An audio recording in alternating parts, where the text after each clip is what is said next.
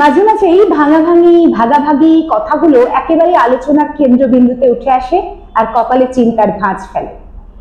এই সময় দাঁড়িয়ে মল্লিকা সেনগুপ্তের একটি কবিতা সাম্প্রদায়িক ভীষণভাবে মনে হচ্ছে সময়ের কথা।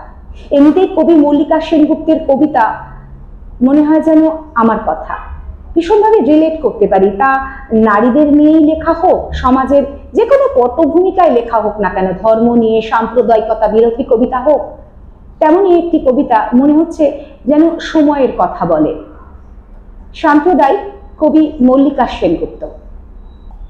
আমি হতেই পারি সাম্প্রদায়িক, তবে রাত্রিবেলা মাথার কাছে গান শোনাতে বসে মেশে বেগম আক্তার। আমি হতেই পারি সাম্প্রদায়িক, তবে ছোটবেলায় অসুখ হলে ওষুধ দিয়ে সারিয়ে দিতেন আমেদ ডাক্তার। আমি হতেই পারি সাম্প্রদায়িক, তবে দিনের শেষে চ্যানেল খুলে শাহরুখ খানের লম্ফঝম্প দারুণ কিছু টান। আমি হতেই পারি সাম্প্রদায়িক, তবে পাহাড়ি ট্রেন সবুজ বিকেল ছেইয়া ছেইয়া সুরে মাতান এআর রহমান। আমি হতেই পারি সাম্প্রদায়িক, তবে গালিব এবং ওমর খৈয়াম ছাড়ব না তো আর। আমি হতেই পারি সাম্প্রদায়িক, তবে বিদ্যুৎ আর গতি মানে 22 গজের সবুজ ঘাসে শোয়েব আক্তার।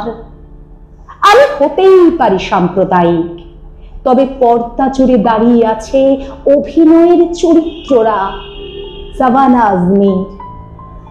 আমি হতেই পারি সাম্প্রদায়িক, তবে কেদার বদ্রী যত আমার ততই কাশ্মীর। আমি হতেই পারি সাম্প্রদায়িক, তবে অভিনেতার মধ্যে প্রিয় নাসিরুদ্দিন শাহ।